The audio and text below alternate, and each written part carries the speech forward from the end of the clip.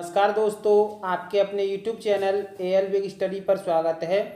दोस्तों, इस वीडियो में हम यूपी पुलिस री एग्ज़ाम के लिए हिंदी का प्रैक्टिस सेट देखेंगे। तो दोस्तों देखते हैं पहले प्रश्न को। पहला प्रश्न है, दो व्यंजन जब एक साथ मिलते हैं तो क्या कहलाते हैं। तो दोस्तों, दो व्यंजन जब एक साथ मिलते हैं तो वो संयुक्त व्यंजन कहलाते हैं। संयुक्त व्यंजन कहलाते हैं। और संयुक्त व्यंजनों की जो संख्या है दोस्तों, संयुक्त व्यंजनों की जो संख्या है वो कितनी है, वो 4 है। कौन कौन से होते हैं देख लेते हैं एक बार। जब दो व्यंजन एक साथ मिलते हैं तो उनके योग से निर्मित व्यंजन संयुक्त व्यंजन कहलाते हैं। हिंदी वर्णमाला में 4 संयुक्त व्यंजन हैं। 4 संयुक्त व्यंजन हैं, क्षत्रिय, त्रिशूल, ज्ञानी और श्रा। तो ये चारों संयुक्त व्यंजन हैं। और ये जो है आधे क जो क्षत्रिय है, आधे क और षटकोण वाले से ऐसे बनता है। त्रा की बात करें तो आधे तय और रे से मिलकर बनता है। ज्ञ की बात करें तो आधे जय और य से मिलकर बनता है। और श्रेय की बात करें तो सलजम वाले आधे से और रे से मिलकर बनता है। अगले प्रश्न को देखते हैं। अगला प्रश्न है, जिन ध्वनियों की गणना ना स्वर में की जाती है ना व्यंजन में, उसे क्या कहते हैं। दोस्तों, जो ध्वनियाँ ना तो स्वर में गिनी जाती हैं और ना व्यंजन में गिनी जाती हैं, उन्हें अयोगवाह कहते हैं। उन्हें क्या कहते हैं, अयोगवाह कहते हैं। तो इसका राइट आंसर डी हो जाएगा। अगला देखते हैं, दिए गए वाक्य में उपयुक्त विराम चिन्ह का चयन कीजिए। मोहन पुस्तक पढ़ रहा है। मोहन पुस्तक पढ़ रहा है। दोस्तों, वाक्य एकदम पूर्ण हो गया है। इसमें पूर्ण विराम चिन्ह आएगा। ये वाक्य कब पूरा माना जाएगा, जब इसमें हम कौन सा चिन्ह लगा देंगे, पूर्ण विराम का चिन्ह लगा देंगे। तो इसमें राइट आंसर जो हो जाएगा वो हो जाएगा ए। अगला प्रश्न देखते हैं, मानक भाषा की दृष्टि से अशुद्ध शब्द पहचानिए। अशुद्ध शब्द बताना है। हिंदी एकदम सही लिखा हुआ है, स्थाई सही है, दायित्व सही है, लेकिन हिंदू शब्द जो लिखा हुआ है एकदम गलत लिखा हुआ है, क्योंकि छोटे ऊ की मात्रा नहीं आती है। हिंदू पर कौन से ऊ की मात्रा आती है दोस्तों, बड़े ऊ की मात्रा आती है। तो राइट आंसर इसका क्या हो जाएगा, राइट आंसर हो जाएगा दोस्तों इसका सी। अगला प्रश्न देखते हैं, निम्नलिखित प्रश्नों में 4 विकल्पों में से उस विकल्प का चयन करें जो भाववाचक संज्ञा का सही विकल्प नहीं है। भाववाचक संज्ञा का सही विकल्प नहीं है। दोस्तों, शांति भाववाचक संज्ञा होती है, मनाही होती है और समीप्य भी होती है। लेकिन गंभीर शब्द जो है वो एक विशेषण शब्द है। गंभीर, इसकी भाववाचक संज्ञा जो होगी वो गंभीरता होती है। गंभीर शब्द विशेषण शब्द है, इसकी भाववाचक संज्ञा जो होगी वो क्या होगी, गंभीरता होगी। तो राइट आंसर क्या हो जाएगा, ए हो जाएगा। समूहवाचक शब्द है, हमें समूहवाचक संज्ञा बतानी है। तो नहर जातिवाचक है, स्टेशन जातिवाचक है, आगरा व्यक्तिवाचक है। लेकिन सेना की बात करें तो सेना जो है दोस्तों वो समूहवाचक संज्ञा है। दिए गए वाक्य में संबंधवाचक सर्वनाम ज्ञात कीजिए। बच्चे वही कहानी सुनेंगे जो सच है। तो दोस्तों यहां पर हम कहें वही और जो, वही और जो है वो क्या है, संबंधवाचक सर्वनाम है, क्योंकि ये संबंध बताने का कार्य कर रहे हैं।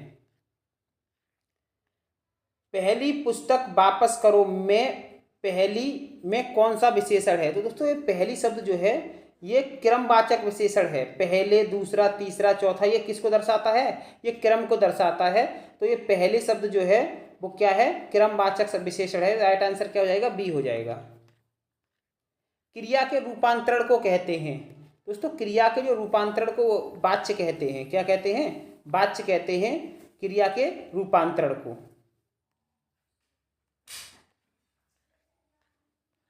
निम्नलिखित वाक्यों में से एक में संयुक्त क्रिया का प्रयोग नहीं हुआ है। संयुक्त क्रिया का प्रयोग नहीं हुआ है, उस वाक्य को देखना जिसमें संयुक्त क्रिया का प्रयोग नहीं हुआ है।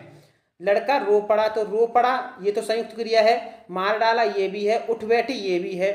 लड़की उठ बैठी ये भी, तीनों में क्या है, संयुक्त क्रिया। लेकिन वह क्षण भर में आएगा, तो इसमें संयुक्त क्रिया का प्रयोग नहीं हुआ है। तो राइट आंसर क्या हो जाएगा, डी हो जाएगा। वह ऐसा दौड़ा कि सब पीछे रह गए, वाक्य में ऐसा है। तो ऐसा शब्द जो है वो अव्यय शब्द है। अव्यय शब्द है क्योंकि अव्यय शब्द जो है वो लिंग वचन काल कारक में नहीं बदलते हैं, क्योंकि यह आविकारी शब्द होते हैं। ये कैसे शब्द होते हैं, आविकारी शब्द होते हैं। तो ऐसा शब्द जो है वो क्या है, आविकारी शब्द है, क्योंकि यह अव्यय है। कभी कभी मेरे दिल में ख्याल आता है। इसमें कभी कभी शब्द बताना है, तो कभी कभी दोस्तों जो है वो कालवाचक क्रिया विशेषण है। ये क्या है? कालवाचक क्रिया विशेषण है, क्योंकि ये समय को बता रहा है कभी कभी। निम्न विकल्पों में पुल्लिंग शब्द कौन सा है? पुल्लिंग शब्द बताना है। धरती स्त्रीलिंग होता है, मणि स्त्रीलिंग होता है, सेना स्त्रीलिंग होता है, लेकिन कुटुंब की बात करूं, कुटुंब शब्द जो है दोस्तों ये पुल्लिंग शब्द है, कुटुंब। निम्नलिखित प्रश्नों में 4 विकल्पों में से उस विकल्प का चयन करें जो बहुवचन रूप का सबसे अच्छा विकल्प है। बहुवचन, सत्य, आकाश और किशन ये बहुवचन नहीं होते हैं, लेकिन बाल की बात करूं, बाल जो है दोस्तों वो बहुवचन है। रमेश घर आया इस वाक्य का संदिग्ध भूतकाल में रूपांतरण होगा, तो इसका रूपांतरण होगा दोस्तों रमेश घर आ गया होगा, संदिग्ध भूतकाल में आ गया होगा। Right answer D. निम्नलिखित में कर्मवाच्य वाला वाक्य चुने। कर्मवाच्य वाला हमें क्या चुनना है? वाक्य चुनना है। बिल्ली के हाथों चूहा मारा गया, ये कर्मवाच्य है दोस्तों। संज्ञा अथवा सर्वनाम के जिस रूप से उसका संबंध वाक्य के किसी दूसरे शब्द के साथ प्रकाशित होता है उसे क्या कहते हैं? दोस्तों उसे हम कारक कहते हैं। ये काम कौन करता है? कारक करता है। संज्ञा सर्वनाम के जिस रूप से उसका संबंध वाक्य में स्थापित करने का काम कौन करता है? कारक। माँ का लड़का कहाँ गया, उद्देश्य का विस्तार भेद लिखिए। दोस्तों माँ का लड़का, माँ का लड़का जो है उद्देश्य के विस्तार की बात करें तो माँ का लड़का हो गया, और माँ का लड़का जो है वो संबंध कारक को बताता है, संबंध कारक। तद्भव शब्द का उदाहरण है, तद्भव शब्द बताना है। ग्रामीण, गृहिणी और दंत ये सभी तत्सम शब्द हैं। ये कैसे शब्द हैं दोस्तों? तत्सम। लेकिन खंबा की बात करूं, खंबा शब्द जो है वो तद्भव शब्द है, क्योंकि इसका तत्सम जो होता है वो स्तंभ होता है। क्या होता है? स्तंभ होता है इसका तत्सम रूप जो होता है। इनमें से कौन सा शब्द देशज शब्दों की श्रेणी में आता है? देशज। दोस्तों यहां की बात करें, थप्पड़ शब्द जो है, थप्पड़ शब्द जो है वो देशज या देसी शब्द है। इनमें से उर्दू के उपसर्ग से बना शब्द कौन सा है? उर्दू के उपसर्ग से, तो खुशबू शब्द जो है वो उर्दू के उपसर्ग से बना है, क्योंकि इसमें खुश लगा हुआ उपसर्ग है। क्या लगा हुआ है? खुश उपसर्ग लगा हुआ है। भावना में कौन सा प्रत्यय है?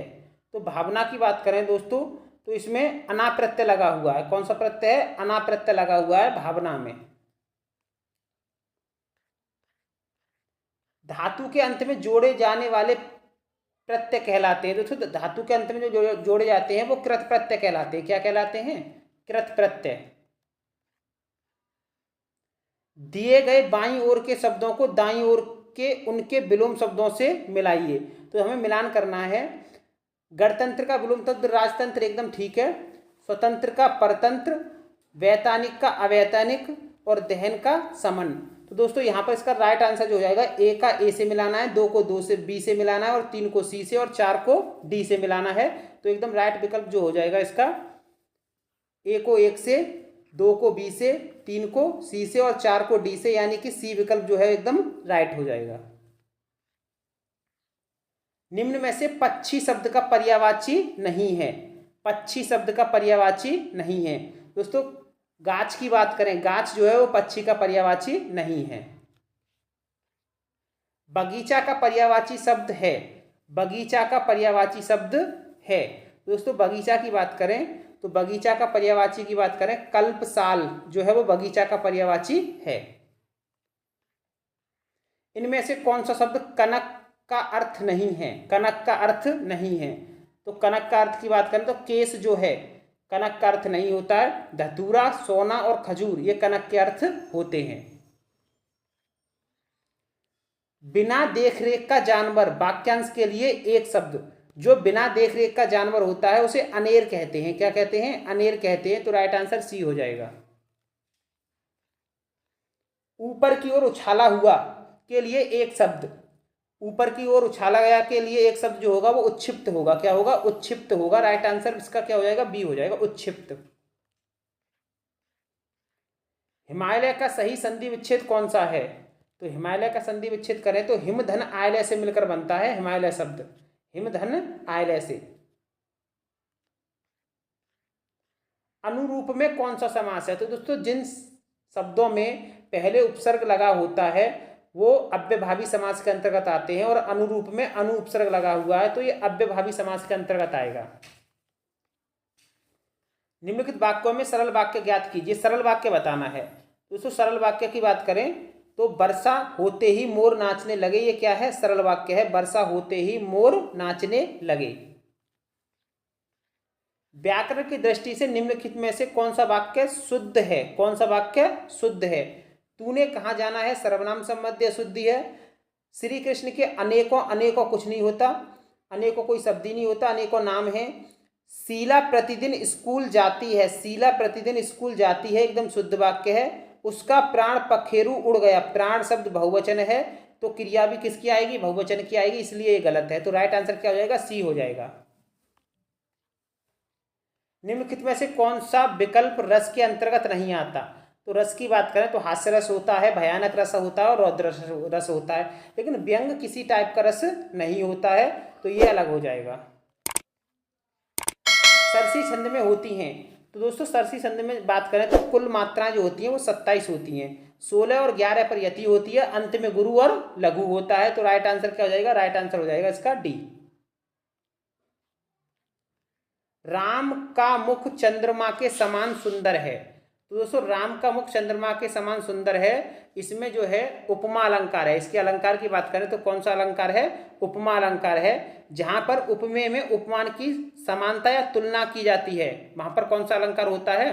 वहां पर दोस्तों उपमेय अलंकार होता है, क्योंकि राम के मुख की तुलना किससे की गई है? चंद्रमा से की गई है। तो यहाँ पर कौन सा अलंकार हो जाएगा? यहाँ पर उपमा अलंकार हो जाएगा। अत्याचार का फल अच्छा नहीं, यह वाक्य किस लोकायत प्रकट करता है?